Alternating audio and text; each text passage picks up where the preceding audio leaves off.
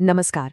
सोचिए, एक ऐसा किला जो 34 सालों से अभेद्य हो, उसे कोई कैसे गिरा सकता है। पश्चिम बंगाल की राजनीति में ठीक ऐसा ही हुआ। और ये कहानी है उस नेता की जिसने ये कर दिखाया, ममता बनर्जी। आज हम उनके इसी अविश्वसनीय राजनीतिक सफर को समझेंगे।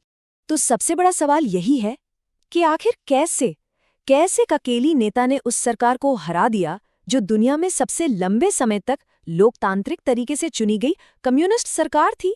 मतलब ये कोई छोटी मोटी बात नहीं थी। ये कहानी है जमीन से उठकर राजनीति के शिखर तक पहुंचने की। चलिए इस पूरे सफर को जरा करीब से देखते हैं। तो कहानी शुरू होती है बिल्कुल शुरुआत से, ममता बनर्जी की, जो एक सेल्फ मेड लीडर हैं। मतलब राजनीति उन्हें विरासत में नहीं मिली थी, उन्होंने इसे खुद बनाया, खुद कमाया। देखिए, वो एक बहुत ही साधारण लोअर मिडिल क्लास परिवार से थीं। कोई पॉलिटिकल बैकग्राउंड नहीं, कोई विरासत नहीं। पिता भी जल्दी गुजर गए थे, तो उन्होंने अपनी शुरुआत की स्टूडेंट पॉलिटिक्स से, छात्र परिषद से। और हाँ, उनका जो तेवर था ना, वो शुरू से ही बिल्कुल साफ था। जैसे एक बार वो जयप्रकाश नारायण की कार के बोनेट पर ही चढ़कर प्रोटेस्ट करने लगी। मतलब ये अंदाज उनकी पहचान बनने वाला था, सही मायनों में एक जमीनी नेता। अब बात करते हैं एक ऐसी जगह की जिसे लेनिन का किला कहा जाता था, जादवपुर। ये कम्युनिस्टों का, सीपीएम का वो गढ़ था जिसे भेदना, आप कह सकते हैं कि नामुमकिन सा माना जाता था। और इसी नामुमकिन को मुमकिन कर दिखाया महज 29 साल की एक लड़की ने। साल था 1984। ममता बनर्जी ने सीपीएम के एक बहुत बड़े दिग्गज नेता सोमनाथ चटर्जी को उन्हीं के गढ़ में हरा दिया। हाँ, ये सच है कि उस चुनाव में इंदिरा गांधी की हत्या के बाद कांग्रेस के लिए एक सहानुभूति की लहर थी, लेकिन फिर भी एक युवा नेता का कम्युनिस्टों के किले में सेंध लगा देना, ये एक बहुत बहुत बड़ी बात थी। पर ये जीत तो बस एक शुरुआत थी। असली संघर्ष तो अब शुरू होना था। उनकी राजनीति में संघर्ष और उनका जुझारू रवैया, ये दोनों चीजें साथ साथ चली। ये दौर आसान नहीं था। 1990 में हाजरा जंक्शन पर सीपीएम के एक कार्यकर्ता ने उन पर जानलेवा हमला कर दिया। सिर पर इतनी गंभीर चोटें आईं कि वो 1 महीने तक अस्पताल में थीं। फिर 1993 में वो एक रेप केस के विरोध में सीएम ऑफिस, जिसे राइटर्स बिल्डिंग कहते थे, वहां गईं तो पुलिस ने उन्हें बालों से पकड़कर घसीटते हुए बाहर निकाल दिया। और सोचिए, उसी साल जब वो वोटर फ्रॉड के खिलाफ प्रदर्शन कर रही थी, तो पुलिस फायरिंग में 13 युवा कांग्रेस कार्यकर्ताओं की जान चली गई। ये राजनीति बहुत क्रूर थी। तो एक तरफ सीपीएम से तो वो लड़ ही रही थीं, पर धीरे धीरे वो अपनी ही पार्टी मतलब कांग्रेस से भी परेशान होने लगी। उन्हें लगता था कि कांग्रेस तो सीपीएम की बी टीम बनकर रह गई है। उनका वो मशहूर जुमला था कि कांग्रेस एक तरबूज की तरह है, बाहर से तो हरी दिखती है पर अंदर से एकदम लाल है। मतलब अंदर से कम्युनिस्टों के साथ मिली हुई है। तो फिर आया साल 1998 और उन्होंने एक बहुत बड़ा फैसला लिया। कांग्रेस से नाता तोड़ा और बना ली अपनी खुद की पार्टी, तृणमूल कांग्रेस यानी टीएमसी।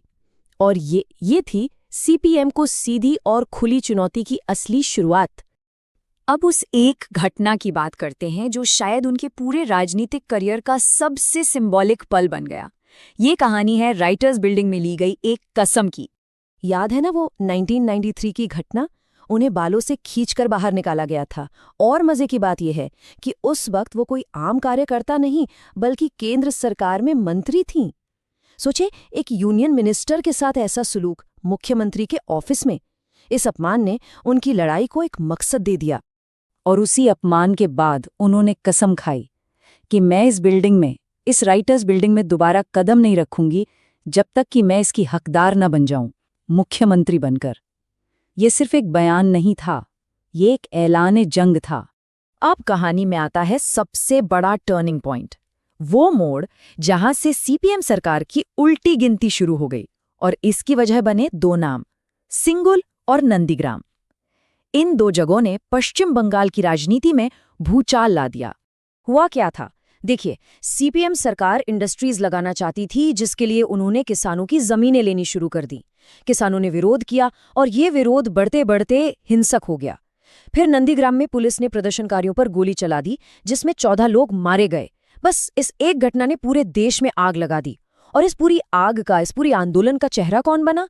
ममता बनर्जी। तो अब लड़ाई सिर्फ राजनीतिक नहीं थी, ये 2 छवियों की भी लड़ाई थी। एक तरफ थे सीपीएम के मुख्यमंत्री बुद्धदेव भट्टाचार्य, एक पढ़े लिखे कवि, लेखक, जिन्हें बंगाली भद्रलोक यानी जेंटलमैन कहा जाता था। और दूसरी तरफ थी ममता बनर्जी, हवाई चप्पल पहनने वाली, सड़कों पर उतरकर लड़ने वाली एक स्ट्रीट फाइटर। जनता को चुनना था। इसी बीच 2006 में एक और बड़ी घटना हुई। सच्चर कमेटी की रिपोर्ट आई। इस रिपोर्ट ने खुलासा किया कि पश्चिम बंगाल में मुसलमानों की हालत दलितों से भी खराब है। और फिर नंदीग्राम, जो कि एक मुस्लिम बहुल इलाका था, वहां हुई फायरिंग ने सीपीएम का खेल बिगाड़ दिया। उनका जो पक्का मुस्लिम वोट बैंक था वो उनसे छिटक गया। तो अब आप देख रहे हैं, सारे मोहरे अपनी अपनी जगह पर आ चुके थे।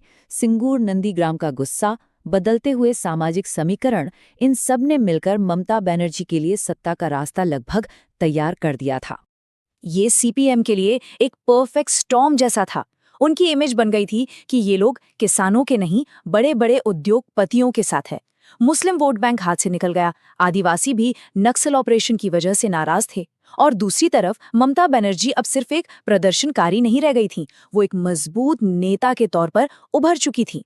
और हाँ, जब वो केंद्र में रेल मंत्री थी तो बंगाल के लिए उन्होंने जो काम किए उसने भी उनकी लोकप्रियता को और बढ़ा दिया। और फिर वो साल आया जिसका सबको इंतजार था, 2011। पूरे 34 साल के बाद पश्चिम बंगाल में सत्ता बदल गई। ममता बनर्जी की तृणमूल कांग्रेस ने कम्युनिस्टों के उस अभेद्य किले को आखिरकार ढहा दिया। ये एक ऐतिहासिक, एक अभूतपूर्व जीत थी। तो सवाल ये उठता है कि क्या ये महज एक चुनावी हार जीत थी या बंगाल की राजनीति में एक पूरे युग का अंत था? इस बदलाव का असर तो आज भी दिखता है, और ये कहानी हमें ये सोचने पर मजबूर करती है कि राजनीति में क्या कोई भी किला हमेशा हमेशा के लिए अजेय होता है?